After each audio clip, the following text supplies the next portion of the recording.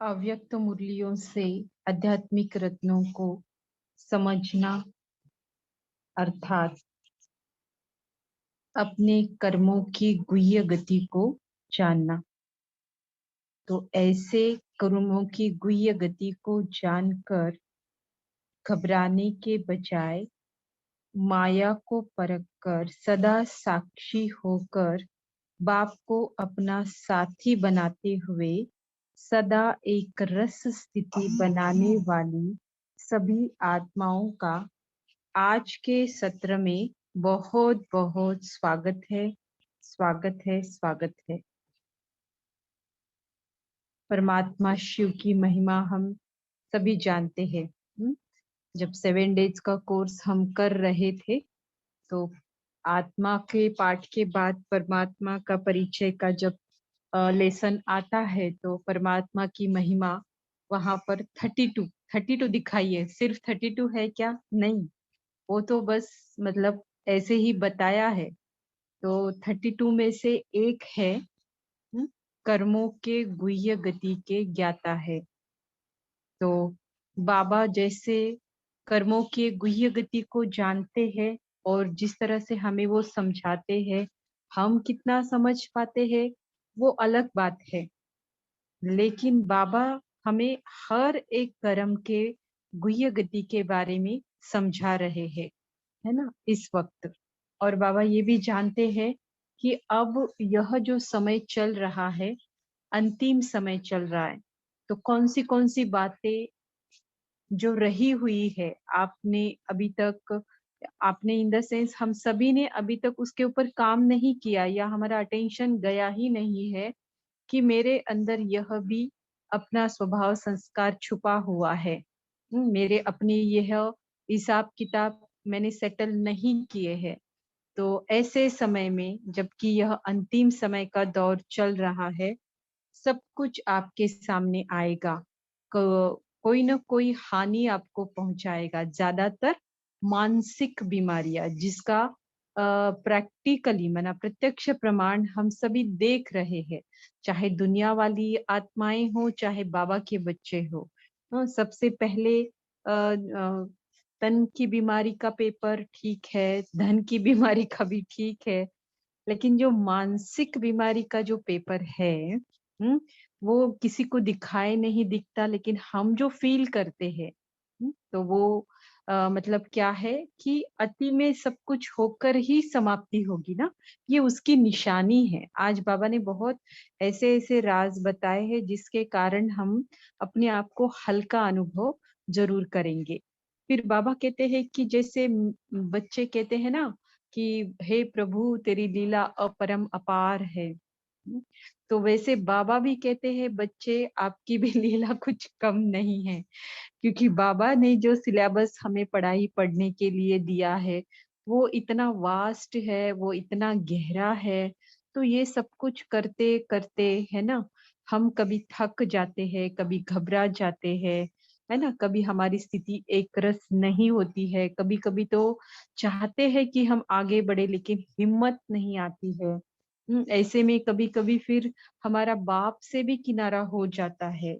तो ऐसे में बाबा हमें समझाते हैं कि आपको घबराना नहीं है, बल्कि ये अंतिम समय जो चल रहा है उसके कारण एक तरफ आपको समझना है कर्मों की गुह्य गति को, घबराना नहीं है बल्कि गहराई में जाना है।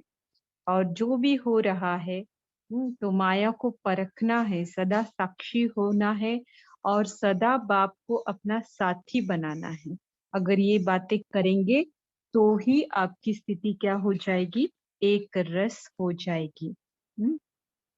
तो कई सारे बच्चे ऐसी लीलाएं दिखाते हैं और कई सारे मना कोटों में कोई भी बच्चे ऐसे भी है, जो क्या करते हैं, इन सभी बातों को क्रॉस कर लेते हैं। कि जैसे वो ये नहीं सोचते हैं कि मुझे ये पेपर क्यों आया, किस लिए आया। तो वो समझते हैं कि अभी जो मेरे संस्कार स्वभाव रहे हुए हैं, हिसाब किताब रहे हुए हैं, वो इमर्ज हो रहे हैं अभी, और लेकिन वो अंतिम विदाई भी साथ साथ में ले रहे हैं। तो बाबा कहते हैं कि ऐसे नहीं समझना कि अब तक भी ये टक्कर क्यों होता है। और इन व्यर्थ संकल्पों की उलझन के कारण फिर बाबा से हम प्यार नहीं कर पाते। बहुत सोचते रहते हैं और सोचने में टाइम वेस्ट करते हैं।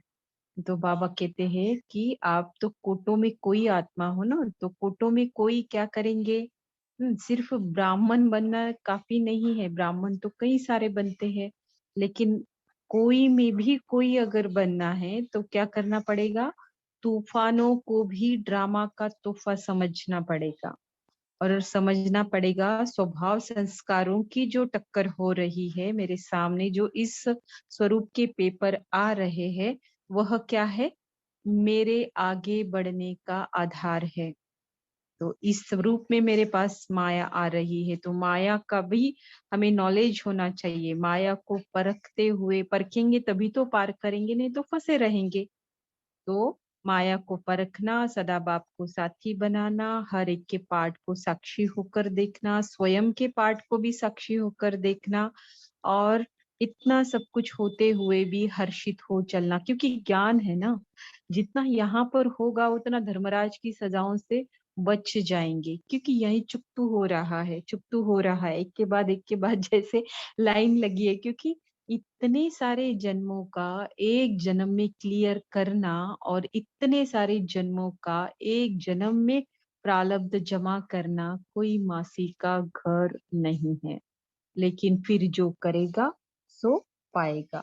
तो इस तरह से बाबा ने कई बच्चों की माना हम ब्राह्मण बच्चों की लीलाएं आज की मुरली में देखते हुए हमें कर्मों के गुह्य गति को जानने का इशारा दिया है।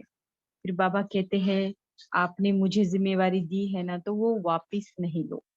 हम्म? और आपकी जो बुद्धि है सदा सद्बुद्धि बनी रहे, आप सहज पुरुषार्थी तीव्र पुरुषार्थी बनी रहे, और आपको पश्चाताप ना करना पड़े, इसलिए अपने मैंपन को मिटाना है, और श्रीमत में अपने मैंपन की मत मिक्स नहीं करनी है। तो ये जैसे हमें विधि बताई बाबा ने। हम्म तो इस तरह से हम सभी कहीं भी रहते होंगे, और जो अच्छे पुरुषार्थी होते होंगे, तो वो सभी इस आज की मुरली में जो भी बाबा ने बातें बताई है, वो ऑलमोस्ट सभी एक्सपीरियंस कर रहे होंगे, राइट। लेकिन फिर बहुत अच्छा बाबा ने बताया है कि ये सब कुछ होगा। हम्म, इसलिए इसकी भी नॉलेज तुम्हें होनी चाहिए। तो एक बार मूवी देखते हैं सस्पेंस मूवी, तो पहले टाइम की जैसी क्यूरियोसिटी या फिर धक्के या फिर डर, जो भी हमारी फीलिंग्स होती है, वैसी ही फीलिंग्स हमें सेकेंड टाइम सेम मूवी देखते समय नहीं होती है, राइट। तो ये ड्रामा भी हमने अनेक बार इस ड्रामा में रोल प्ले किया है, अच्छे से अच्छा प्ले किया है, विजयी बने हैं। तो यही स्मृति और इसी की नॉलेज हमें क्या करेगी, इन सभी बातों से निकालेगी। भले बातें आने के लिए हम नहीं रोक सकते, लेकिन आने पर उसे कैसे रिस्पॉन्स देना है, ये कंप्लीटली जैसे हमारे हाथ में आ जाता है। ज्ञान जैसे एक ढाल तलवार की तरह काम करती है। तो आज की मुरली बहुत महत्वपूर्ण है।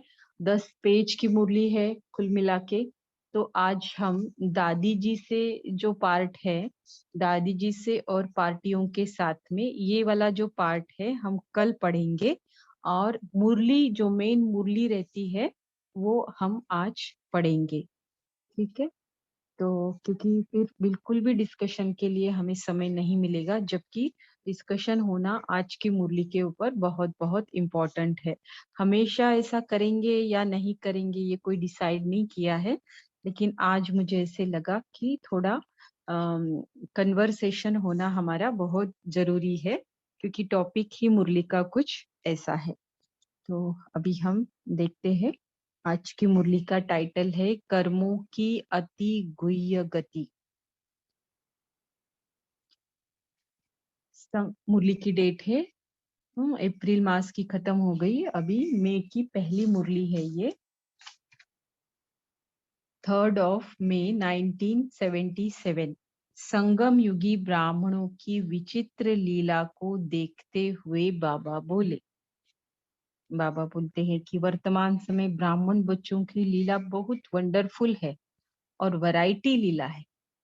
बाप दादा बेहद के अनादि अविनाशी ड्रामा की सीन के अंदर विशेष कौन सी सीन देख हर्षाते हैं, जानते हो? वर्तमान समय बाप दादा ब्राह्मणों की लीला विचित्र और हर्षाने वाली देख रहे हैं। जैसे बच्चे कहते हैं, हे प्रभु तेरी लीला अपरम अपार है, वैसे बाप भी कहते हैं बच्चों की लीला बहुत वंडरफुल है, वैरायटी लीला है। सबसे वंडरफुल माना आश्चर्यवत लीला कौन सी देखने में आती है, वो जानते हो? अभी अभी कहते बहुत कुछ है, लेकिन करते क्या? वो खुद भी समझते क्यों कर रहे हैं, ये भी जानते हैं। कभी घर में देखा होगा मना माताओं के लिए कि जैसे या फिर छोटा भाई हो बहन हो तो उसको भी जब हम बताते हैं बहुत सारी बातें तो हम बताते ही रहते हैं ना, बड़ों का काम क्या है, प्यार से सही, डांट से सही, युक्ति से सही, लेकिन छोटों को समझाते बताते ही रहते हैं। तो देखा होगा तो कुछ बातें वो आसानी से मान लेते समझ लेते, लेकिन जो बातें वो कर नहीं पाते हैं, ये वो खुद भी समझते कि मैं ये कर नहीं पाऊंगा, तो क्या फिर झूठ बोलना, भाग जाना, डर जाना, छोड़ देना, ऐसा कुछ कुछ कुछ कुछ करेंगे, है ना? और वो जानते हैं कि वो ये क्यों कर रहे हैं। तो मतलब समझाई हुई बातें या तो फिर उनके आउट ऑफ कंट्रोल होती है, वो कर नहीं पाते, बोल भी नहीं पाते, बता भी नहीं पाते, तो ऐसी कुछ कुछ बातें करने लगते हैं। तो बाबा का सिलेबस भी जब हमें ज्यादा लगता है, हमारे कैपेसिटी के बाहर लगता है, तो हमारे न चाहते हुए भी हम कुछ बातें ऐसी कर लेते हैं या फिर सोच तो लेते ही है। कर्म में शायद ही मतलब कंट्रोल होता होगा जल्दी, लेकिन संकल्प की बात है ना। तो बाबा कहते हैं जैसे किसी भी आत्मा के व किसी भी विकारों के वशीभूत आत्मा, परवश आत्मा, बेहोश आत्मा क्या कहती क्या करती कुछ समझ नहीं सकते, क्योंकि उसका ठिकाना नहीं ना। ऐसी लीला ब्राह्मण भी करते हैं।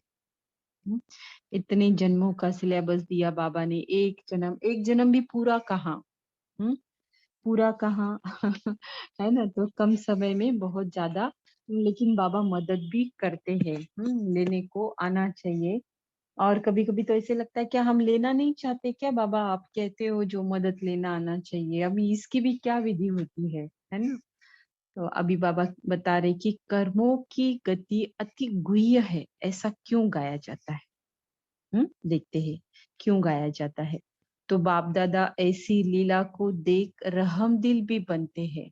बनना पड़ेगा, और कौन करेगा फिर। अर्थात लव और लॉ माना प्यार और कानून दोनों का बैलेंस करते हैं, संतुलन करते हैं। एक तरफ रहम दिल बन बाप के संबंध से रियायत भी करते हैं, अर्थात एक, दो, 3 बार माफ भी करते हैं। बाप रे! 3 बार बाबा माफी भी देते हैं। दूसरी तरफ सुप्रीम जस्टिस के रूप में कल्याणकारी होने के कारण बच्चों के कल्याण अर्थ ईश्वरीय लॉज माना कानून भी बताते हैं। माफ करते हैं, लेकिन माफ करेंगे तो माफी इसलिए देते हैं कि अगली बार वो ना करे। अगर उसे इम्प्रूव नहीं किया तो अपना घाटा है, लेकिन बाबा चाहते हैं मैं माफ करता हूँ, लेकिन साथ साथ में ईश्वरीय कानून क्या है वो भी बच्चों को उनके कल्याण अर्थ में बताता हूँ। तो अभी संगम युग का जो अनादि लॉ है, होंगे उस वाले कोर्ट में बहुत सारे कायदे है ना, ये जज वकील वगैरह पढ़ाई पढ़े होंगे, लेकिन यहाँ पर जो हमारा सुप्रीम जज आज बता रहे हैं कि सबसे बड़े ते बड़ा संगम का अनादि लॉ कौन सा है। देखो, ड्रामा प्लान अनुसार इस समय संगम समय की बात चल रही है। ड्रामा प्लान अनुसार 1 लाख गुना प्राप्ति। जो भी हम अच्छे कर्म करेंगे, संकल्प से लेकर शिव के अर्थ करेंगे, बाबा के अर्थ करेंगे, चाहे मुरली भी सुनने जा रहे हैं, है ना? चाहे जो कुछ भी बाबा को बीच में लेकर हम कर रहे हैं, तो प्राप्ति कितनी है? 1 लाख गुना प्राप्ति। और पश्चाताप व भोगना, ये ऑटोमेटिकली स्वतः लॉ अर्थात नियम चलता ही रहता है। हम जो भी कर्म कर रहे हैं, 100% या फिर ज्यादा से ज्यादा परसेंट श्रीमत अनुसार कर रहे हैं, तो 1 लाख गुना प्राप्ति। उसमें अगर थोड़ा सा मनमत परमत ऐसा मिक्स है, तो पश्चाताप करना पड़ेगा। और ही ज्यादा मिक्स है, श्रीमत थोड़ी सी है, बाकी का परसेंटेज ज्यादा है, तो भोगना के रूप में हमारे पास पहुंचेगा, है ना? तो ये सब कुछ कैसा है, ये लॉ कैसा है, बना के रखा है, लेकिन ये चलता कैसा है? ऑटोमेटिकली चलता है। बाबा को स्थूल रीति रसम माफिक कहना व करना नहीं पड़ता कि कर्म का यह लेना व इस कर्म की यह सजा है। लेकिन यह ऑटोमेटिक ईश्वरीय मशीनरी अर्थात स्वचलित ईश्वरीय यंत्र है, जिस मशीनरी को कोई बच्चे जान नहीं सकते। सच में ये कर्मों की गति अति गुह्य है ना। हर एक कर्म के परिणाम को, फल को जानना, ये बड़ा असंभव तो नहीं कह सकते, लेकिन बड़ा कठिन काम है ना? कि कौन सा कर्म का फल, हाँ, अच्छे कर्म का पता चलता है, लेकिन जब भोगना के रूप में कुछ पहुंचता है या फिर किसी बात का पश्चाताप करना पड़ता है, तो कई बार पता चलता है कि मेरे संकल्प ऐसे चले। क्योंकि एक स्टेज आती है स्थूल कर्म से, स्थूल कर्म में अगर हम गलती करते हैं तो उसकी सजा चलो ठीक है। फिर बोलने की, गलत बोलने की, व्यर्थ बोलने की, या फिर जो बोलना नहीं चाहिए, किसी को दुख देना, गुस्सा करना, ऐसे, तो उसकी भी सजा हमें होती है। लेकिन मैंने देखा है, अगर हमने व्यर्थ या किसी के बारे में वो गलत होते हुए भी गलत अगर सोचा, उसकी सजा बड़ी बड़ी भयानक है। जब कर्मों में गलती कर रहे थे, उस वक्त ये वाली सजा पता ही नहीं थी, क्योंकि जैसे पुरुषार्थ में महीनता आती जाती है ना, तो सजा में भी महीनता आती जाती है। राइट? तो सामने वाला कुछ करे ना करे, वो आकर हमें सजा दे ना दे, लेकिन हमने जो गलत सोचा, उसका सजा का भागीदार हमें बनना ही पड़ता है। तो नेक्स्ट टाइम हम अपने संकल्पों पर अटेंशन रख के मुझे नहीं सोचना है, चाहे वो कैसा भी करे। किस लिए? अपने लिए और बाबा के लिए। बाबा को पसंद नहीं है ना, बाबा को पसंद नहीं है। वो आत्मा गलत कर रही है, अभी विलन का रोल है उसका, तो विलन का ही रोल प्ले करेंगी ना वो आत्मा, तो उसका भी दोष नहीं है। लेकिन ये सारी नॉलेज को जब प्रैक्टिकल राइट मोमेंट सिचुएशन पे हम अप्लाई कर पाए, तब हम विजयी बन गए। और ये होगा, है ना? आज सजा खा रहे तो हमेशा सजा ही नहीं खाएंगे ना, क्योंकि वो इतनी भयानक होती है कि मुझे कुछ नहीं चाहिए, बस सब कुछ छोड़ने के लिए तैयार, ये ऐसी सजाएं होती है ना? तो इसीलिए ये संकल्प पर भी हमें बहुत बहुत ध्यान देना पड़ता है। बाबा ने कहा ना कि मैं कोई बैठ के हर एक आत्मा के कर्म को देखकर फिर उसे बताता नहीं रहता हूँ। ये ऑटोमेटिक, तुमने किया तुम पाओगे, चाहे अच्छा चाहे बुरा। तो इसीलिए गाया हुआ है, कर्मों की गति अति गुह्य है।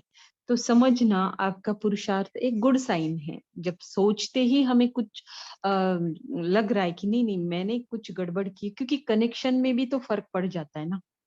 बाबा की मर्जी के अनुसार हम 10-20 काम कर रहे हैं, हमारा कनेक्टिविटी मस्त बना रहा, अतीन्द्रिय सुख के झूले में बाबा झुला रहे, ऐसे में हमने कुछ कर लिया है, हिसाब किताब के वश के कारण या फिर और कोई अन्य कारण हो सकता है, तो कनेक्शन में असर आ जाता है, क्योंकि बाबा जानता है त्रिकालदर्शी कि हमने कभी कुछ किया है उसके साथ में, जभी तो वो हिसाब किताब के बन कर रहा हुआ अभी चुकतू हो रहा है। अब अगर हमने फिर से किया तो ये साइकिल ऐसा ही चालू रहेगा, क्योंकि उस आत्मा से बाबा का एक्सपेक्टेशन नहीं है, बाबा का एक्सपेक्टेशन मुझसे है, तो मुझे ही पूरा करना पड़ेगा। तो किसके लिए हम सब कुछ कर रहे हैं, अपनी कर्मों की गति को श्रेष्ठ क्यों बना रहे हैं? अपने लिए और बाबा के लिए। और फिर इस तरह से सबके लिए हो जाएगा, है ना? और सबके लिए अलग कुछ करने की उतनी जरूरत नहीं है, वो ऑटोमेटिक मोड पर है। जैसे ईश्वरीय मशीन ऑटोमेटिक है ना, वैसे सेवा कहो, सर्व के प्रति शुभ भावना कहो, सब कुछ, बहुत सारी बातें ऑटोमेटिक मोड पर है। जो उच्च सेवाएं है ना, वो ऑटोमेटिक मोड पर है, राइट? तो वो दिखती नहीं है, लेकिन बाबा उसका हिसाब रखता जरूर है। अभी बाबा कहते हैं कि देखो इतना सारा सिलेबस दिया, समय इतना कम, उस वाली एग्जाम में भी तो टेंशन होता है ना, कि माना शुरू से स्टडी कर रहे हैं, लेकिन उतनी स्पीड तो नहीं होती ना जितना एग्जाम के पीरियड में हमारी स्पीड बढ़ जाती है ना? शुरू से अटेंशन है, लेकिन इतना सारा सिलेबस, मेरा रिवीजन तो हो जाए पेपर के पहले, ऐसा लगता था ना।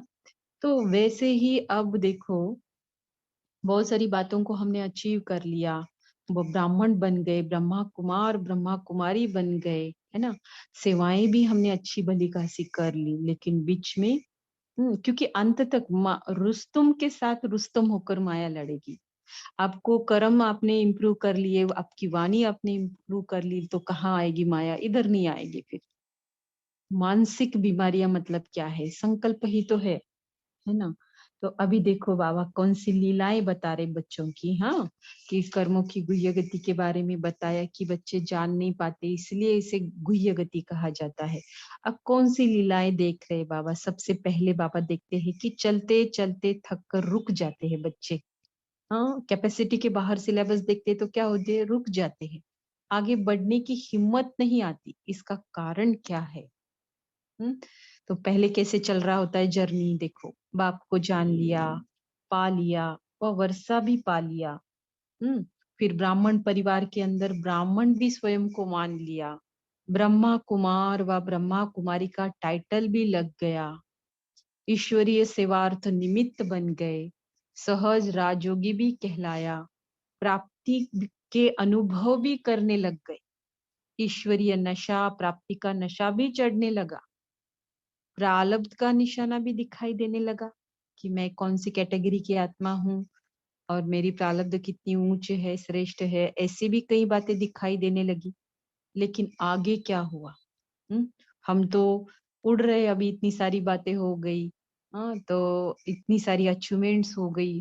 क्या मेरा हमने खुद का प्रारब्ध बनाया, सब कुछ, ब्राह्मण परिवार में नाम बनाया, ईश्वरीय सेवा के निमित्त बने, इतना सब कुछ अच्छा चल रहा है, देखो। अब क्या ट्विस्ट, कहानी में ट्विस्ट। लेकिन आगे क्या हुआ? माया की चैलेंज, चार पांच बातें बताई बाबा ने, क्या हो जाता है जिसके कारण फिर आगे बढ़ना चाहते हैं लेकिन हिम्मत नहीं आती है। माया की चैलेंज अर्थात चेतावनी को सफलता पूर्वक सामना नहीं कर पाया, माया के वैरायटी रूपों को परख नहीं पाते हैं, इसलिए कोई माया को बलवान देख दिल शिकस्त हो जाते हैं। क्या हम विजयी बन सकेंगे? कोई सामना करते करते कब हार कब जीत अनुभव करते हैं, थक जाते हैं, क्योंकि चाहते क्या है? हमेशा जीत हो। मैं इतनी मेहनत कर रही हूँ, फिर भी मेरे साथ ऐसा। मैंने देखा है, अभी इतने दिन मधुबन रहकर आई ना, तो इतना सारा क्लियरिटी दिखाया बाबा ने कि अच्छे अच्छे भले भले योगी भी, जिन्होंने जीवन लगाई, रात दिन बाबा की पालना में पल रहे हर रीति से, है ना, लेकिन मना, जैसे प्राप्ति भरपूर है ना, तो माया भी भरपूर है।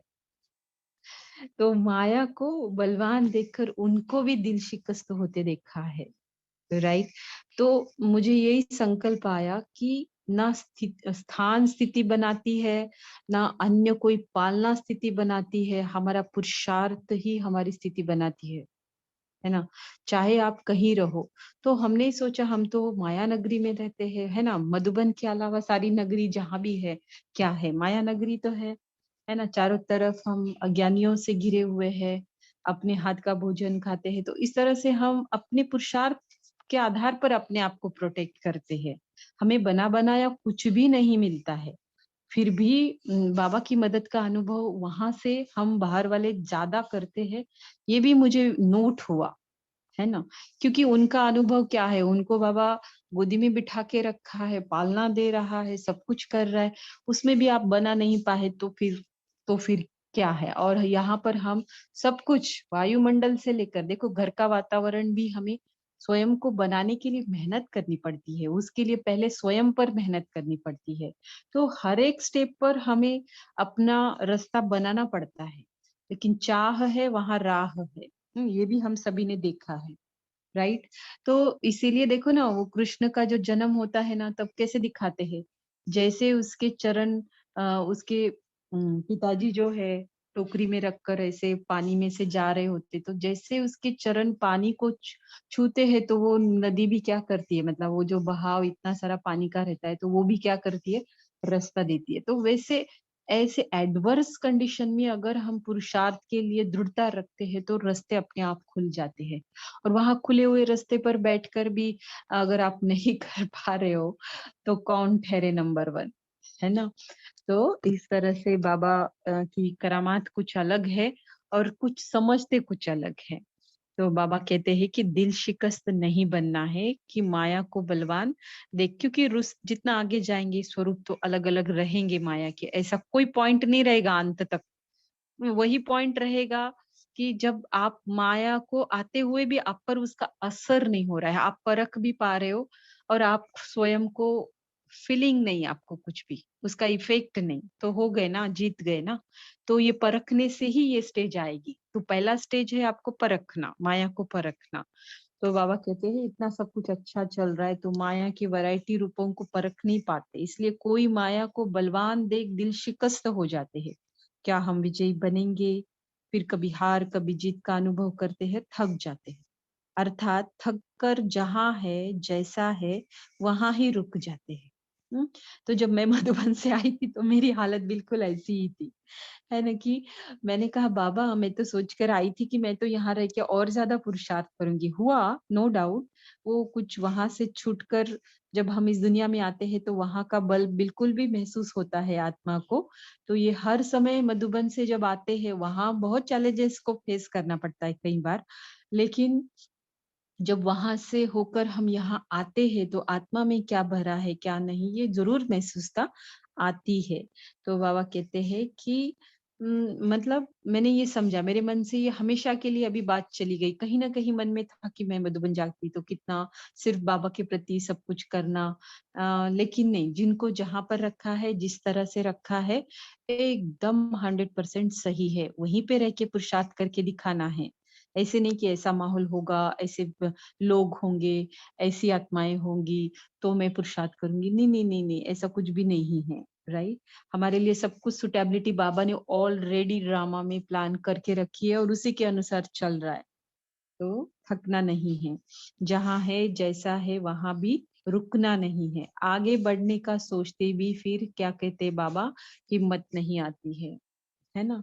तो मुझे आते ही एक मधुबन से आते ही एक आत्मा का फोन आया था कि उनको लग रहा था कि शायद घर के कुछ सरकमस्टेंस से परेशान थे, है ना? तो मैंने कहा, एक ही बात कही कि वो बड़े दिल शिकस्त भी हो गए थे। मैंने एक ही बात कही, देखो आप अपने घर में रहकर आप सबको चला रहे हो, है ना? स्वयं को भी चला रहे हो, अपने युगल बच्चे जो भी अपने रिश्तेदार है, घर है ना? तो ये ऐसे दूसरों को चलाते हुए पुरुषार्थ करना बहुत इजी है, और 10 से 20 लोग आपको चला रहे हो उसमें पुरुषार्थ करना इट्स वेरी डिफिकल्ट, है ना? सबको खुश रखते हुए स्वयं को खुश रखना। अभी क्या है, हम पहले खुश रहे और औरों को खुश करते रहे, इजी है ना, पूरा वाइस वर्सा इक्वेशन है। इसलिए गृहस्थियों को पुरुषार्थ करना बहुत इजी है और बहुत बाबा की मदद भी है ना? चाहे फिर वो कुमार हो, कुमारी हो, जो भी हो, लेकिन मधुबन के अलावा भी कहीं रह रहे, सेंटर के अलावा कहीं रह रहे, तो उनको सुटेबिलिटी बाबा सही में बहुत मदद करता है।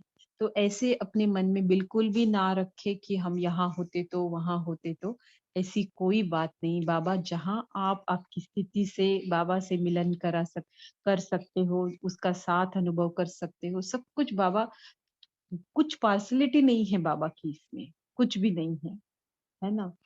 तो इस तरह से फिर आगे बढ़ने का सोचना है, सोचते ही नहीं रहना है, बल्कि हिम्मत से कदम बढ़ाने भी है। अभी फिर दूसरी लीला बाबा देखते हैं कि बाप से किनारा कर लेते बच्चा बच्चे। क्यों कर लेते हैं? चलो देखते हैं। कोई अपने में बाप के डायरेक्ट साथ और सहयोग लेने की हिम्मत न दे, राह पर चलने वाले साथियों को ही पंडा बनाते, अर्थात उन द्वारा ही साथ और सहयोग की प्राप्ति समझते हैं। हम्म, तो सिलेबस डोज और डोज हो जाता है। तो बाबा से मतलब अंदर से हिल जाते हैं ना, तो बाबा की मदद हम नहीं ले पाते। इसका मतलब ये नहीं कि बाबा नहीं कर रहा होता है, बाबा कर रहा होता है मदद, लेकिन हमारी हिम्मत नहीं होती है बाबा से मदद लेने की, क्योंकि अंदर से हिल जाते हैं। तो देखो ना, जैसे ये वाली वायर भी अगर हिल जाती है तो करंट पास नहीं होता है। जब वो स्थिर हो, उसके ऊपर का कवर निकला हुआ हो, तो ही वो करंट पास होती है और फिर जाके रिजल्ट हमें मिलती है, लाइट जलना, फैन चालू होना, या जो भी इलेक्ट्रिसिटी के आइटम्स है। तो वैसे ही अगर मैं हिल गई, तो मेरे ऊपर का जो मैंपन का कवर है वो और टाइट हो जाएगा। कहाँ से बाबा की करंट आएगी, कहाँ से मदद मिलेगी? तो ये नहीं होगा। तो फिर जब ऐसी स्थिति हो रही है तो मैं क्या समझूंगी फिर? अरे ये भी तो अच्छे है ना, ये तो कितने अनुभवी है, पुराने हैं, मुझे यही मदद करेंगे, मैं क्यों ना इनसे मदद लूं? कि फिर अपना सारा दुखड़ा रो देंगे।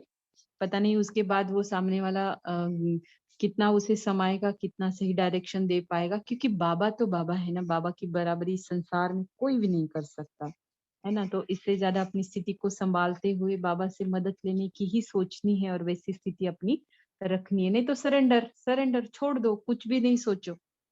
बाप के बजाय कोई आत्मा को सहारा समझ लेते हैं, इसलिए बाप से किनारा हो जाता है। तिनके को अपना सहारा समझने कारण बार बार तूफानों में हिलते और गिरते रहते हैं, और सदैव किनारा दूर अनुभव करते हैं। ऐसे ही कोई व्यक्ति के सहारे के साथ साथ कई आत्माएं किसी न किसी प्रकार के साल्वेशन का माना सहूलियत के आधार पर चलने का प्रयत्न करती है। और क्या बोलती है बाबा को? यह होगा, वैसा होगा तो पुरुषार्थ करूंगा, यह मिलेगा तो पुरुषार्थ करूंगा। हम्म ऐसे सेल्वेशन रूपी लाठी के आधार पर चलते रहते हैं। अविनाशी बाप का आधार न ले, अल्पकाल के अनेक आधार बना लेते हैं। हम्म, तो कोई ऐसे भी सोचते हैं कि बहुत सारे कॉन्टैक्ट्स बना लो, बहुत सारे ग्रुप में जाओ, बहुत सारी क्लासेस करो, है ना? तो फिर बाबा से बैठकर अच्छे से रूह रिहान करना ना हो, योग ना हो, मुरली का चिंतन ना हो, और ये सारी बातें हम कर रहे हैं, तो इससे भी बाप से किनारा हो जाएगा और हमें पता भी नहीं चलेगा। ये इस समय की सबसे प्रभावशाली माया है ना? तो अविनाशी बाप का आधार लेना तो चाहते हैं, लेकिन विनाशी सभी बातों का आधार लेने के कारण फिर वो पता भी ना चलते हुए छूट जाएगा। तो बहुत ध्यान रखना है इस बात का, है ना? मुझे कई फोन आते हैं इसी बात की, सेम रीजन रहता है कि मैं क्या करूं, मुझे समझ ही नहीं आ रहा है, ये भी करना है, वो भी करना है, और इतना टेंशन हो जाता है उनको, बेचारों को इतने उलझते हैं, क्योंकि सही ढंग से ना करने के कारण प्राप्ति का अनुभव नहीं करते हैं। जैसे पहले थे, कुछ महीनों के बाद भी वैसा ही स्वयं को पाते हैं, राइट? तो फिर इसके लिए मैं सभी को सजेस्ट करती हूँ कि अभी भी मैं क्लास में इसलिए बता रही हूँ कि ज्यादा बातों में नहीं जाए। योग की अलग अलग प्रैक्टिसेस है ना, अलग अलग लोगों का चिंतन अलग, कोई भी एंड पॉइंट तक नहीं पहुंचा है। हाँ, किसी से विधिया जानना वो अलग बात है, लेकिन अपनी घोट तो नशा चढ़े। कोई बात नहीं, स्पीड कम होगी, इससे ज्यादा कोई नुकसान नहीं है, लेकिन स्पीड कम रहना ये कोई नुकसान वाली बात नहीं है। आप हर पॉइंट को क्लैरिटी से समझ रहे हो, और धीरे, अब हर एक की अपनी अपनी स्पीड है, और स्पीड कोई हमेशा स्लो नहीं रहती है किसी की भी, राइट। वो आप जितना उस उसके पीछे लगेंगे, जितना इन्वॉल्व होंगे, वो ऑटोमेटिक मोड पे बाबा मदद करता है। बाबा की नजर सब पर है, और जो इतना अंदर से दिल से सब कुछ करना चाहता है ना, तो बाबा बैठा है। शायद कोई आत्मा समझ नहीं सकती, लेकिन बाबा बहुत मदद करते हैं। अब मदद कर रहा है इसका मतलब ये नहीं कि आप 4 लोगों के फोकस में आ रहे हो, बहुत लोग आपको प्रेज कर रहे हैं, बहुत ये सब कुछ नहीं। हम्म। तो अपनी सक्सेस को इन बातों की तराजू से नहीं तोलना, राइट। आप बाबा से कितना डीपली कनेक्ट हो पा रहे हो, ये सक्सेस है। आप आपके दिनचर्या में बाबा को कितनी बार किस किस रूप में साथ रख पा रहे हो, उसका अनुभव कर पा रहे हो, ये सक्सेस है। बाकी सक्सेस दुनिया वालों को भी मिलता है, और भगवान का बनकर भी इतने छोटे छोटे सक्सेस में आप इतनी मेहनत करोगे तो शोभेगा नहीं, राइट। तो इस तरह से बाबा कहते हैं कि कोई अविनाशी बाप का आधार ही सिर्फ लेना है, और किसी का लिया तो फिर बाप से किनारा हो जाएगा। बाबा बोलेगा कि वो कर रहा है ना मदद, तो करने दो उसको ही, है ना, मैं चला। तो चलेगा क्या ऐसे? नहीं, बिल्कुल नहीं चलेगा। अभी तीसरी लीला देखो, बाबा बताते हैं कि क्या करते हैं बच्चे। हम्म। स्थिति क्यों नहीं एक रस रह पाती है, क्यों अभी अभी मुरझाई हुई मूर्त उदास निरस होते हैं। हम्म, कारण क्या है, देखते हैं अभी। कर्मों की गुह्य गति को जानकर बाबा एडवाइस दे रहे, पहले बता रहे हैं, कर्मों की गुह्य गति को जानकर घबराने के बजाय माया को परखकर सदा साक्षी हो बाप को अपना साथी बनाते हुए एक रस स्थिति बनानी है। जो मैंने अभी कहा कि बाबा से आपका कनेक्शन गहरा हो रहा है, ठीक हो रहा है, उसके साथ का अनुभव आप हमेशा कर रहे हो, पहले से बेटर कर रहे हो, तो जाहिर है आप ऐसे ही पुरुषार्थ करोगे तो इससे बेटर कल होगा। और यही तो लक्ष्य है, किसका बनना है? भगवान आया है तो भगवान का ही बनना है ना। तो यही है फिर एक रस स्थिति बनाना।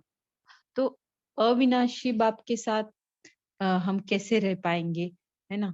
तो देखते हैं अभी बाबा क्या बता रहे इस वाले पॉइंट में। ये वाली लीला तीसरी लीला है। हाँ, जो आधार विनाशी और परिवर्तनशील है, उसको आधार बनाने कारण, हम्म, उसका आधार बनाने कारण तीन बातें बताई। स्वयं भी सर्व प्राप्तियों के अनुभव को विनाशी समय के लिए ही अनुभव करते, मिलता है कुछ न कुछ, लेकिन कैसे? थोड़े समय के लिए। और स्थिति भी एक रस नहीं, लेकिन बार बार परिवर्तन होती रहती है। तीसरी बात बताते हैं, अभी अभी बहुत खुशी और आनंद में होंगी, अभी अभी मुरझाई हुई मूर्त उदास और नीरस मूर्त होंगे। कारण कि आधार ही ऐसा है। हाँ, विनाशी आधार के ऊपर अविनाशी प्राप्तियां हो ही नहीं सकती। और बाबा को छोड़कर सारे तो विनाशी है, मतलब आत्माएं अविनाशी है, लेकिन हम आत्मा समझते हैं ना स्वयं को, तो परमात्मा से ही मदद लेंगे। अगर स्वयं को आत्मा नहीं समझ रहे तो जरूर हमें देदारी की याद आएगी, ये पक्का है। ये साइन है कि हमारा ही देह अभिमान नहीं गया है ना। वो सामने वाला हो सकता है देही अभिमानी, उसके कारण फिर हमें प्राप्ति वो करा भी सकता है, लेकिन वो जैसे बाबा प्राप्ति कराते हैं वैसे करा नहीं सकेंगे। कई आत्माएं बहुत अच्छे उल्लास उमंग हिम्मत और बाप के सहयोग से बहुत आगे मंजिल के समीप तक पहुंच जाती है, लेकिन 63 जन्मों के हिसाब यहाँ ही चुकतू होने हैं।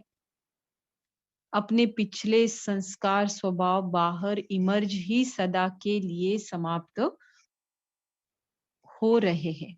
उस कर्मों की गुह्य गति को न जान घबरा जाते हैं।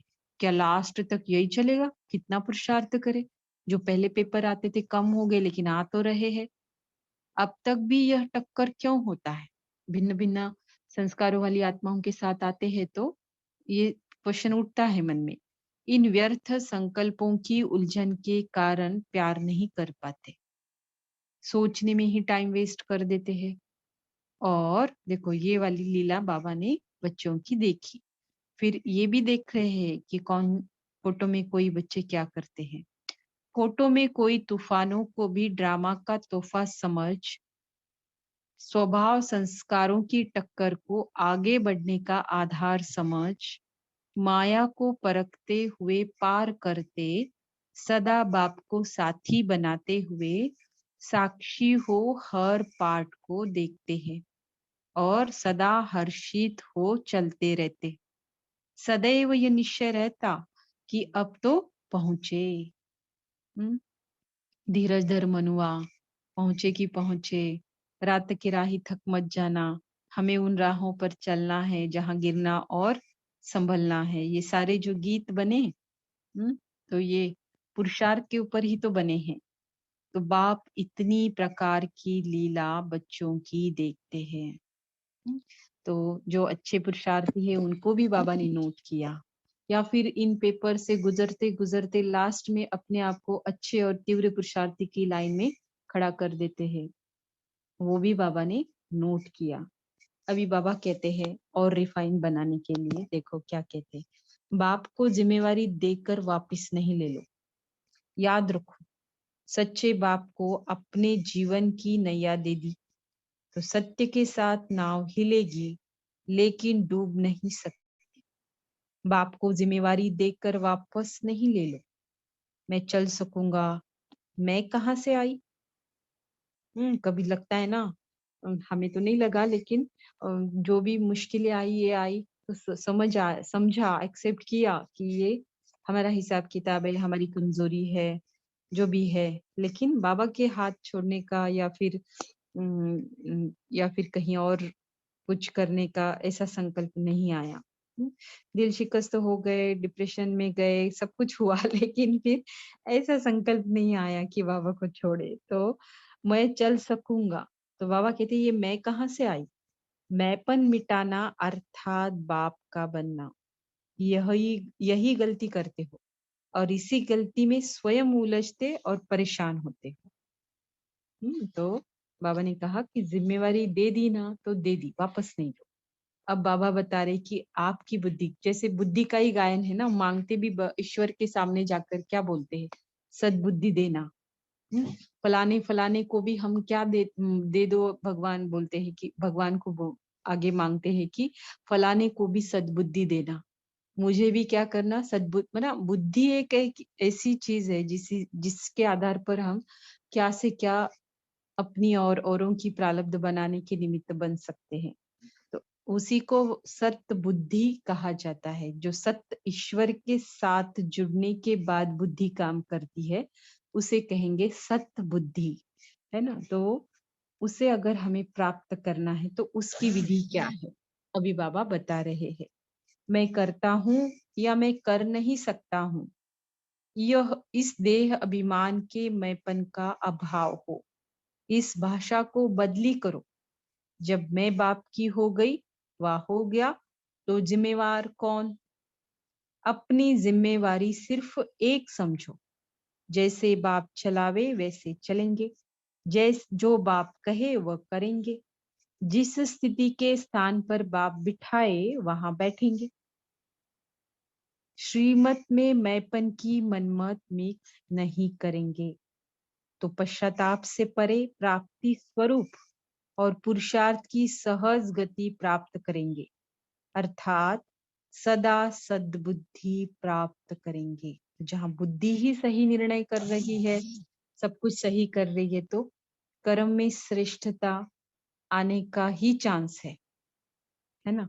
क्यों- क्योंकि मन बुद्धि संस्कार जो हमारी सूक्ष्म इंद्रियां है बलशाली हो जाती है। सद्बुद्धि कैसी होती है, शक्तिशाली होती है ना। सही और गलत को सही ढंग से परखने, निर्णय करने की जब रिस्पॉन्सिबिलिटी बहुत अच्छे से निभाती है हमारी ये सूक्ष्म इंद्रियां, तो हमारे सभी कार्यों में दिव्यता आने लगती है, सोचने से लेकर स्थूल कर्मों तक, है ना। तो उसका आधार सद्बुद्धि ही है। तो बाबा कहते हैं श्रीमत में कुछ भी मिक्स नहीं करना। मिक्स करते हैं अनजाने में, वो बात ठीक है, बचपन में तो करते हैं ना, लेकिन हमारे पुरुषार्थ जैसे बढ़ रहा है तो जाहिर है कि हम ज्यादा से ज्यादा श्रीमत को सूक्ष्म में भी फॉलो कर रहे हैं।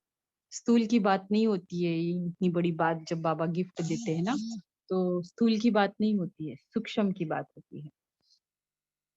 अभी बाबा बता रहे कि अंतिम समय समीप होने के कारण, तो एक तरफ क्या हो रहा है और दूसरे तरफ क्या हो रहा है। एक तरफ है अनेक प्रकार के जो हिसाब किताब रहे हुए हैं, स्वभाव संस्कार बाहर निकल रहे, वो निकल कर क्या करेंगे, अंतिम विदाई लेंगे।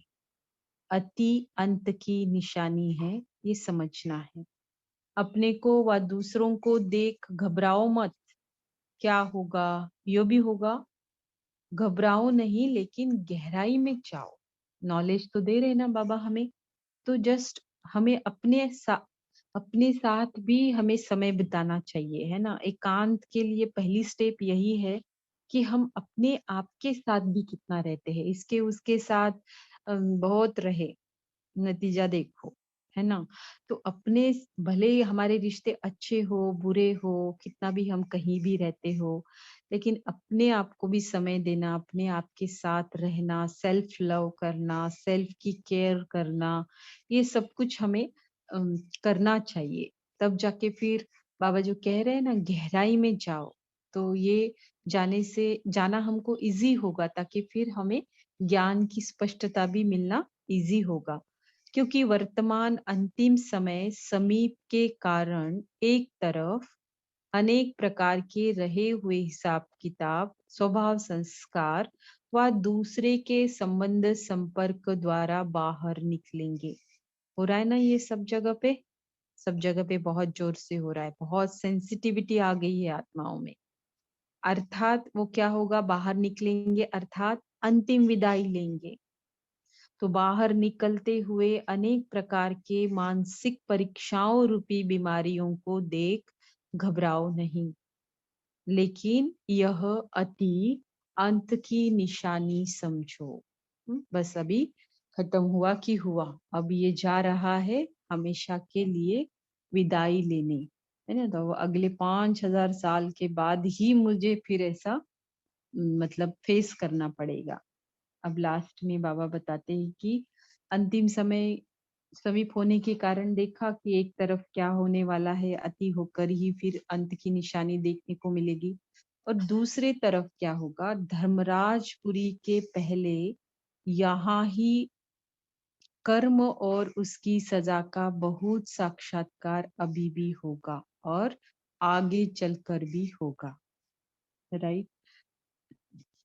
दूसरी तरफ अंतिम समय समीप होने के कारण कर्मों की गति की मशीनरी भी तेज रफ्तार से दिखाई देगी। बाबा के पास समय नहीं ना अभी, है ना। तो अभी किया अभी पाया, अभी मतलब मजा भी अभी है, प्राप्ति भी अभी है, और सजा भी तुरंत। हम्म? क्योंकि अभी बाकी रख के फिर कब कब समय नहीं है ना, हमारे लिए भी नहीं है, बाबा के लिए भी नहीं है, और ड्रामा में भी नहीं है। धर्मराजपुरी के पहले यहाँ ही कर्म और उसकी सजा का बहुत साक्षात्कार अभी भी होंगे और आगे चलकर भी। और सत्य बाप के बच्चे देखो, मधुबन निवासियों के लिए ये इशारे देखो, मधुबन निवासियों के लिए पहले है, बाद में फिर हमारे लिए भी एप्लीकेबल है।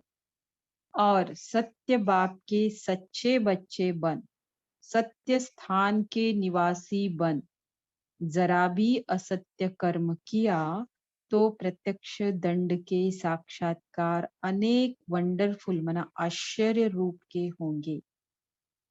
तो इसको ही क्या बोलते हैं पता है, बचपन के दिन भुला न देना। क्योंकि बचपन में हम छोटे होते हुए भी बहुत बाबा की बातों को ध्यान रखते रखते रखते हम सारा फॉलो कर रहे होते हैं, जितना भी हमें समझता है, बहुत प्यार से, बहुत दिल से, राइट। और अगर ऐसा ही हमने बरकरार रखा, तो हमारे अनुभव कभी छूटेंगे नहीं, बढ़ते ही जाएंगे। लेकिन चलते चलते बहुत सारी बातों बातों में आ जाते हैं, अन्य आत्माओं को देखते हैं, तो क्या हो जाता है, थोड़ा हम भी करके देखिए क्या होता है, सब तो कर ही रहे ना। ऐसे आने से क्या होता है, बाबा जो अनुभव की जो लाइन लगा रहा होता है ना, वो थोड़ी कम कर देता है या ना के बराबर कर देता है ना? फिर वो क्या कहते हैं कि बचपन में ना बाबा बहुत अनुभव कर रहा था, अभी पता नहीं कराता ही नहीं। हुँ, तो इस तरह से ये भी क्या है, एक सज़ा ही है ना। हुँ, जब आप कुछ नहीं कर रहे होते थे तो बाबा इतना अनुभव दे रहा होता है, और जब आप बहुत कर रहे हो, अपनी समझ के अनुसार उसे ढाल रहे हो, ज्ञान को अप्लाई कर रहे हो, तो अनुभव नहीं देगा क्या बाबा? हो ही नहीं सकता। स्वरूप ज़रूर बदलेगा, है ना? स्वरूप ज़रूर बदलेगा, लेकिन अनुभव ना दे, हो ही नहीं सकता। तो ऐसी कोई जर्नी नहीं है बाबा की यह कि बड़ा होने के बाद, तो ऐसा मैंने सुना कहीं मधुबन निवासियों से कि अभी बाबा कुछ अनुभव देता नहीं जितना बचपन में देता था। तो ये है ना कुछ ऐसे कर्म होते हैं जिसके ऊपर अटेंशन नहीं जाता है, जो देना चाहिए। ब्राह्मण परिवार व ब्राह्मणों की भूमि पर पाँव ठहर न सकेंगे। हर दाग स्पष्ट दिखाई देगा, छिपा नहीं सकेंगे। स्वयं अपने गलती के कारण मन उलझता हुआ टिका नहीं सकेगा। अपने आप को अपने आप सजा के भागी बनावेंगे। इसलिए ये सब होना ही है, कम या ज्यादा मात्रा में। ये सबके साथ होना है, ऐसा बाबा कहते हैं। लेकिन ऐसा नहीं समझना क्यों भाई अपने आप को सजा के भागी बनाएंगे। हम बहुत सोचेंगे करेंगे तो भी बन ही रहे हैं, तो अटेंशन नहीं रखेंगे तो क्या हाल होगा। तो इससे ज्यादा अच्छा है कि ऑनेस्टली सरेंडर हो जाए बाबा के सामने मन बुद्धि से, और ज्यादा से ज्यादा परसेंटेज में किसी के बारे में, मतलब स्वयं के बारे में ही सोचे और मुरली के बारे में ही सोचे। बाकी सब संभालने के लिए, सोचने के लिए बाबा बैठा है। मेरी अपनी रिस्पॉन्सिबिलिटी तो मैं ठीक से उठा लूं, फिर देखा जाएगा। राइट। तो रिस्पॉन्सिबिलिटी उठाना क्या अर्थात क्या है, माइन्यूट से माइन्यूट कनेक्शन अपने में ही करते जाना, है ना? फिर जब हम रिफाइन बनेगी आत्मा की मन बुद्धि, तो बाबा यूज करेगा, उसके लिए कोई मेहनत नहीं है, कोई स्ट्रगल नहीं है। और अभी भी कर ही रहा है, आगे भी करेगा ही, क्योंकि बाबा ने बताया हुआ है कि श्रेष्ठ संकल्प निर्माण होना भी ये कि वायुमंडल को प्यूरिफाई करता है। तो इससे बढ़कर सेवा इस संसार में और कोई है नहीं। खुद भगवान बता रहा है, और फिर कौन सी सेवा करनी है। राइट।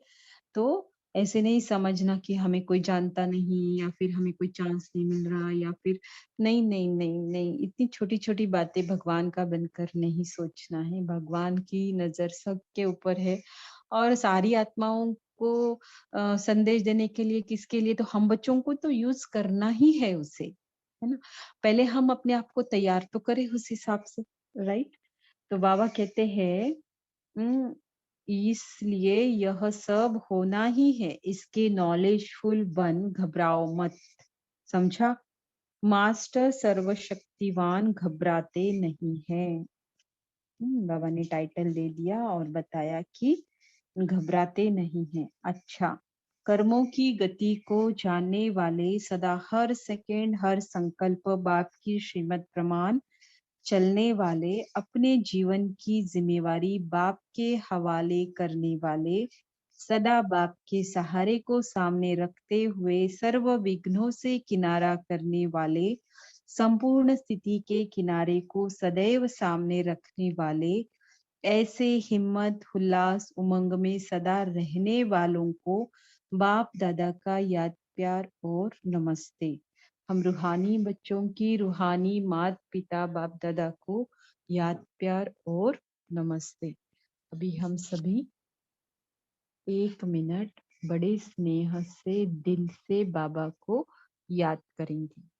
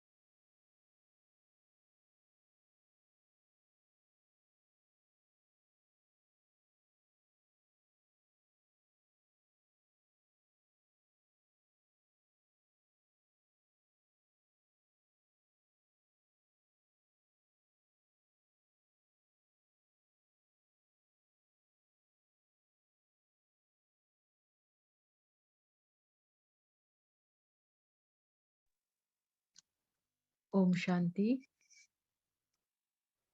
तो इस तरह से आज की मुरली है, बहुत ही गहरी, है ना। बाबा की जो महिमा है, कर्तव्यवाचक सारी महिमाएं हैं बाबा की, उसमें से सबसे इम्पोर्टेंट कर्तव्य है जो बाबा हमें कर्मों की गुह्य गति के बारे में ज्ञान देते हैं, जो इस संसार में आज तक ना कोई धर्मात्मा, महात्मा, पुण्यात्मा, ना कोई ग्रंथ, ना कोई शास्त्र दे सका है। ग्लिम्स दिया होगा, कुछ बातें नियर टू बताई होगी, लेकिन इतनी गहराई से जिसके आधार पर हम पिछले जन्मों के विकर्मों को भस्म कर सके, आगे के आने वाले जन्मों की प्रारब्ध बना सके, ऐसी गति, कर्मों की गति इस संसार में कोई और बता ही नहीं सकता। राइट। तो इस तरह से आज बाबा ने मुरली चलाई, तो क्या कहते हैं बाबा की कैसी कैसी लीलाएं ब्राह्मण बच्चे भी करते हैं।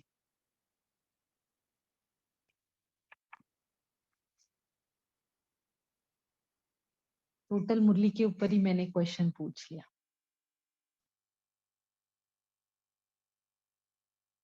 हम्म।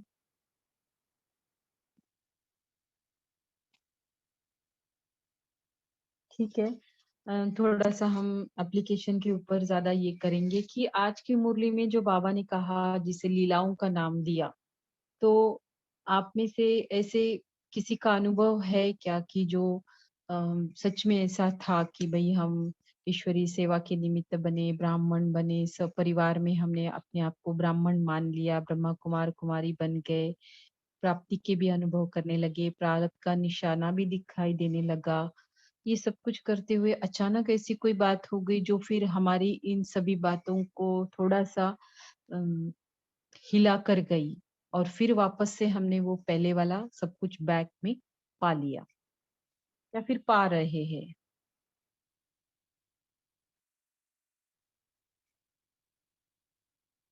या कभी ऐसे महसूस हुआ कि भाई हमने ऐसी ऐसी बातें की, इसीलिए हमारा बाप से कहीं किनारा तो नहीं हो रहा है।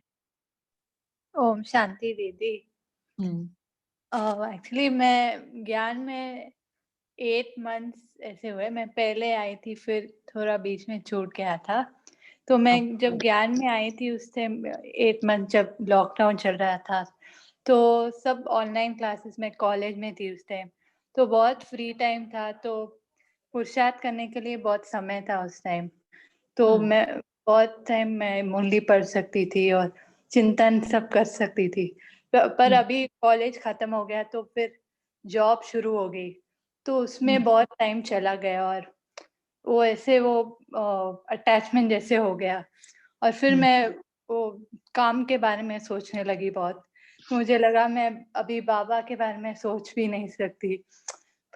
फिर अच्छा। पहले थोड़ा 2-3 वीक्स ऐसा लगा कि मैं कर्म योग भी नहीं कर पा रही हूँ।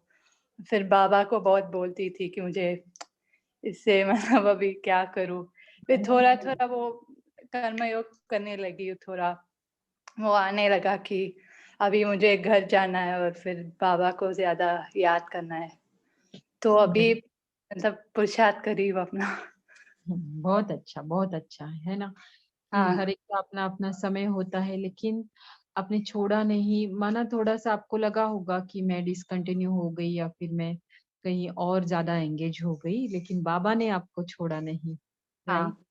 है ना, फिर से पकड़कर आपसे पुरुषार्थ करा रहे हैं, है ना। तो शुक्रिया बाबा का। थैंक यू बाबा। और कोई ऐसा बता सकता है कि छोटा सा ही सही, ज्ञान मार्ग में चलते चलते आते हैं सभी को, बस हमें राइट मोमेंट पे याद नहीं आ रहा होगा, लेकिन आते हैं। पेपर्स के बिना ब्राह्मणों की जर्नी होती ही नहीं, अगर पुरुषार्थ कर रहे हैं तो। और अव्यक्त मुरली की स्टडी कर रहे हैं तो पुरुषार्थ ही तो कर रहे हैं। हाँ, बोलिए तन्वी बहन। ओम शांति दीदी। दीदी ऐसा होता शुरू में जब मैंने प्रशासना राजयोग करने के बाद में तुरंत तो वो ज्वाइन नहीं कर रहा था, मुरली वगैरह 5-6 साल निकाल दिए, उसके बाद में ज्वाइन करी थी। लेकिन जो है कहते हैं ना, ये घर भी मौसी का घर नहीं होता।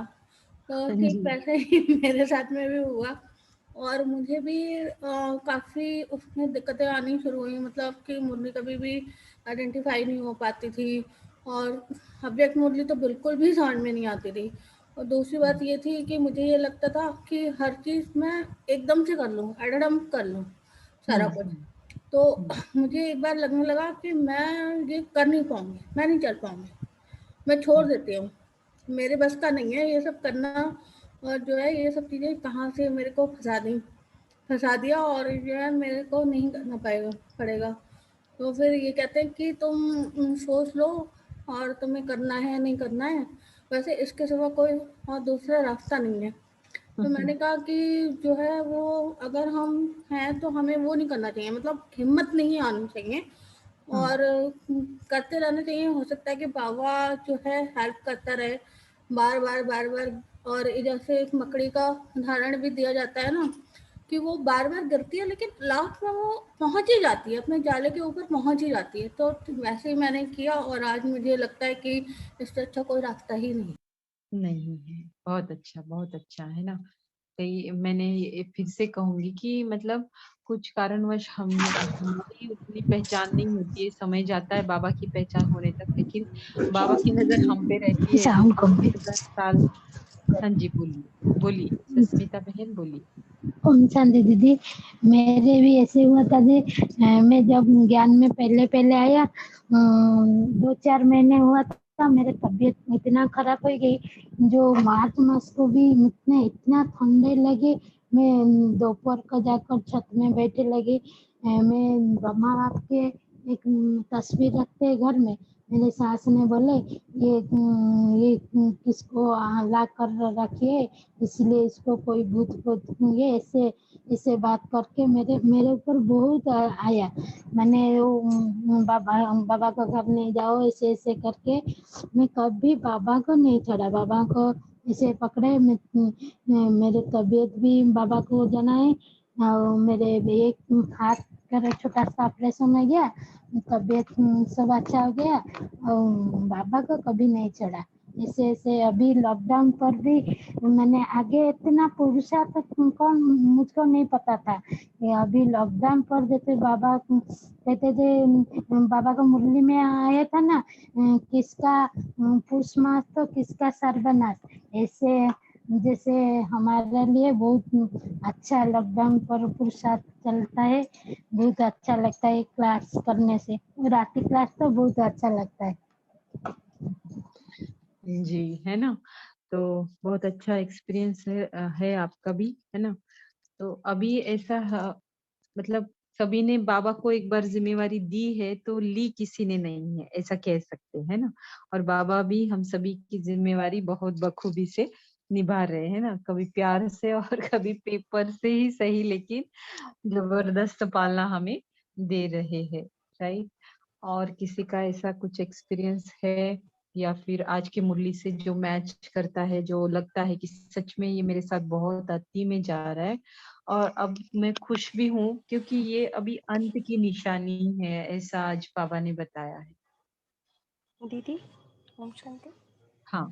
मुझे यानी कुछ दिनों पहले ही ये सब जो आप आज अभी मुरली पड़ी तो मुझे एकदम से याद आया कि जब हम ये जो कर्मों की गुह्य गति, मैंने इससे पहली बार भी यानी मुरली मुरली सुनी थी या वो क्लास सुनी थी शायद वो अंबिका दीदी जी की। तो मुझे तब थोड़ा सा दिल शिकस्त जैसा महसूस हुआ था कि ऐसा लगा था कि सब ये मेरे बस की बात नहीं है, ये सब तो यानी जो समर्पित भाई बहन है वो ही कर सकते हैं, या तो एकदम डेडिकेशन है पूरा जिनको सब सहयोग मिलता है वो ही कर सकते हैं, ऐसा मुझे थोड़ा सा लगने लगा था। फिर मैंने एक दूसरा संकल्प ऐसा किया कि लेकिन मेरी यानी मुझे चूज तो किया है ना बाबा ने, कुछ तो होगा विशेष, इसलिए तो मुझे चूज किया है।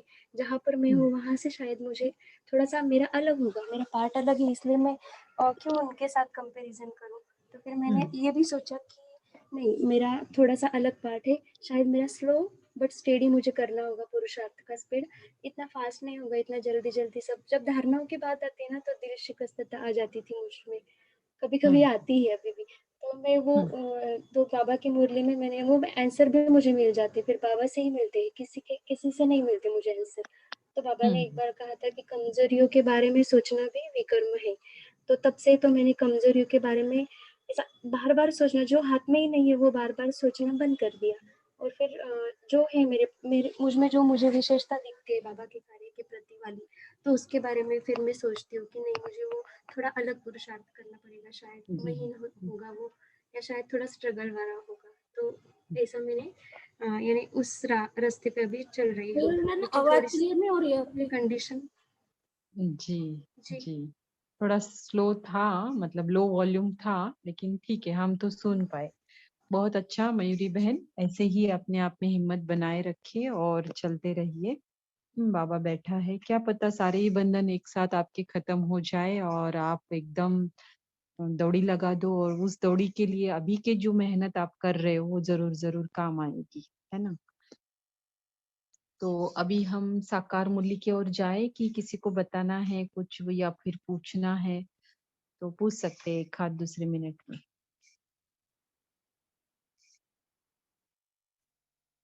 ठीक है, तो आज की साकार अभी हमारा जो मंडे के दिन नया मुरली चलेगा, मतलब कल तो हम रिमेनिंग पार्ट कवर करने वाले हैं। जो भी भाई पढ़ेंगे वो दादी जी से जहाँ से स्टार्ट होती है ना मुरली दादी जी से, तो वहां से लेकर अंत तक पढ़ेंगे।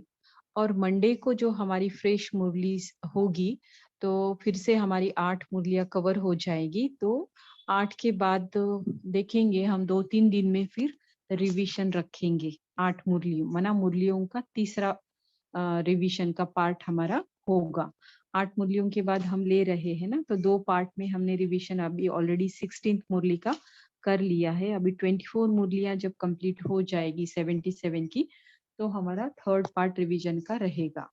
तो बता के रख रही हूँ ताकि फिर अचानक लिया और पता नहीं, ऐसा नहीं होना चाहिए। तो एक ही मुरली बाकी है अभी रिवीजन के लिए, 8वीं मुरली, वो हमारी मंडे को कवर हो जाएगी। उसके बाद कभी भी हम रिवीजन का टेस्ट रखेंगे। अब साकार मुरली की कौन सी पॉइंट्स है जो फिर मैच करती है अव्यक्त मुरली से?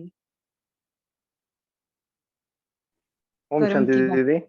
हाँ जी दीदी बाबा ने जो है जैसे आज कहा ना, माया के वैरायटी रूप होते हैं, तो इस मुरली में कहा व्यक्त में, तो ये उस मुरली से मैच कर रहा है कि मोहिनी और सोहनी मूर्त जो है।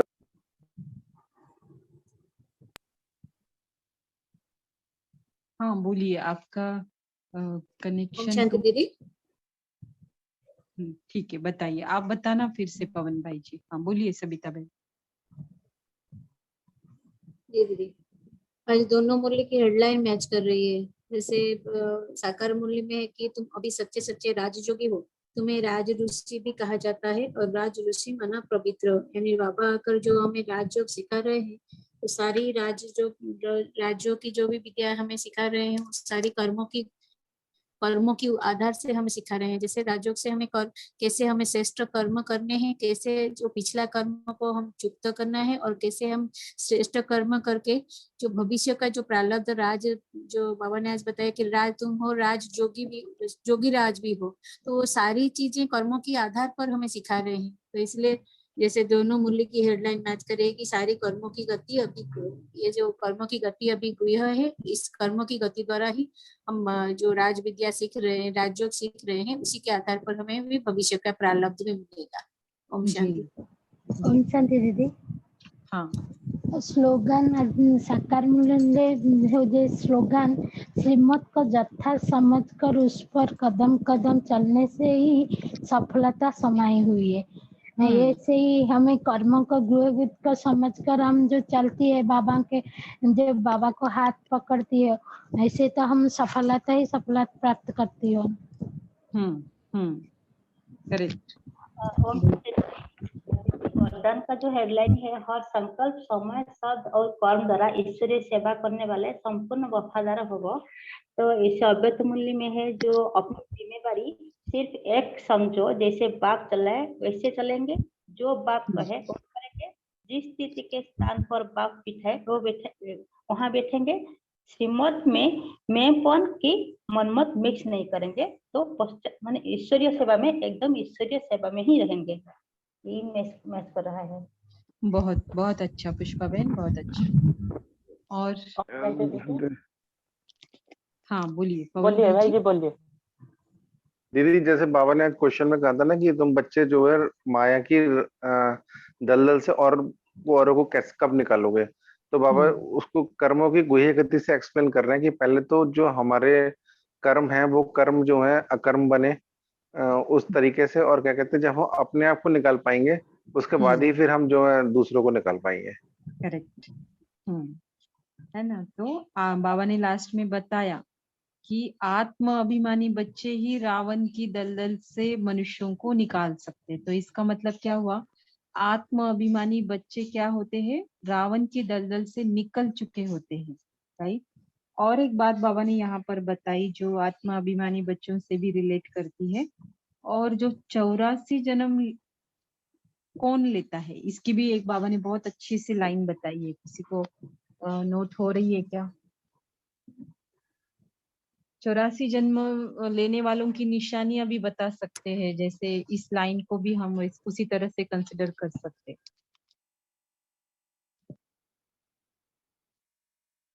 बाबा ने राजयोग से रिलेटेड बाबा ने कहा तुम अभी राजयोगी राजऋषि हो, अर्थात योगी राज हो। सॉरी, हाँ, जिनको राजयोग सिखाया और जो सिखाते हैं वही राजाएं बने, 84 जन्मों में आए।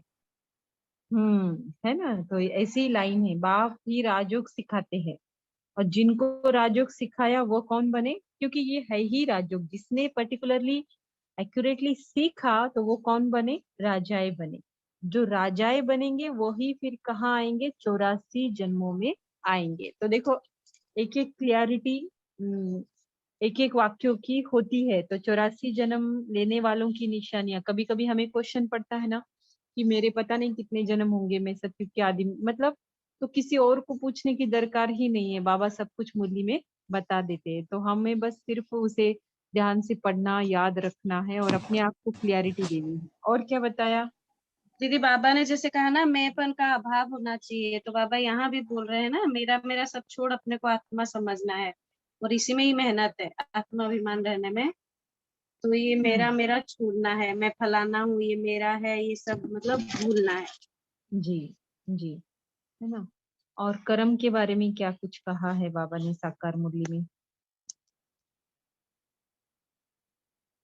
कर्म के बगैर रह नहीं सकते, आते ही है यहाँ पर किस लिए, कर्म करने के लिए। कर्म में तो अपने आत्मा को शांति, हाँ दीदी अपने शांति स्वधर्म में टिक कर हर कर्म करना है। यानी शांति हाँ में तो शांति धाम में ही शांति है, लेकिन कर्म करते हुए अपनी स्थिति शांत स्वरूप रखनी बनाए है। रखना। करेक्ट करेक्ट, है ना। तो इस तरह से बाबा ने कहा है। और बाबा ने जो इंडिकेशन बताया। हाँ आज बाबा ने अर्जुन और भील के बारे में भी बताया, जैसे वो जो मधुबन वाले घर में, जी बाबा के घर में रहते हैं, और हम जो भील हैं जो बाहर रहते हैं, तो भील भी हाँ उनसे पीछे हाँ चले चला, जाते हैं। यस, है ना। तो बड़ी मतलब बाबा देखो कहीं पार्शियलिटी नहीं करते हैं, सभी को इक्वल ही दे रहे, लेकिन लेने वाले के ऊपर है, इसीलिए फिर नंबरवार बन जाते हैं, राइट। तो बाबा ने भील को तीखा कहा, हमेशा कहते हैं साकार मूल्यों में कई बार भील का जिक्र आता है ना। और जो कर्म की बात आती है, जैसे प्रश्न उत्तर में भी है, तो बाबा कहते हैं ना, जितना आप श्रेष्ठ कर्म करेंगे तो उतनी उसका रिजल्ट आपको खुशी मिलती जाएगी। तो माया रूपी रावण की दलदल से कितना निकले हैं, जितना निकलते जाते हैं उतना खुशी होती है, स्वयं निकलते तो भी खुशी होती है, और जो खुद निकला होगा उसके पास शक्ति भी होगी दूसरे को निकालने की, तो दूसरे को दीदी निकालना। हाँ आज बाबा ने ऐसा भी कहा ना, आश्चर्यवन सुनंती कथंती, औरों को निकालनती, लेकिन फिर खुद उसमें फिर फंस पड़ते हैं, दूसरों को निकालने जाते हैं और खुद फंस पड़ते हैं। हाँ, तो माया हर मोड़ पे खड़ी है वार करने के लिए। तो इसीलिए आज अव्यक्त मुरली में भी बाबा ने कहा कि उसको भी परखना है। और बाबा ने जैसे कल्याण अर्थ, बाबा ईश्वरीय लॉज को बताते हैं अव्यक्त मुरली में, तो साकार मुरली में भी कहा है कि बच्चों के कल्याण अर्थ कहता हूँ, तुम सदा समझो कि शिव बाबा समझाते हैं, है ना, ब्रह्मा बाबा बता रहे या फिर कोई और बता रहा है, ऐसा नहीं। मुरली में कौन समझा रहा है? स्वयं भगवान शिव बाबा समझा रहे हैं।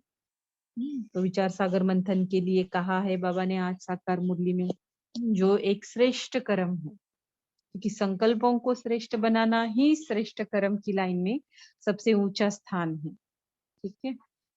और दीदी बाबा ने कहा है मास्टर सर्वशक्तिमान वन कभी घबराते नहीं।